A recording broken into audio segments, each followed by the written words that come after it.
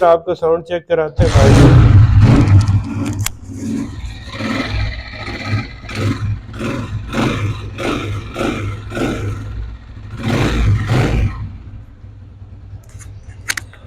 तो आप देख सकते हैं माशाल्लाह हमारी बाइक बिल्कुल ओके हो चुकी है।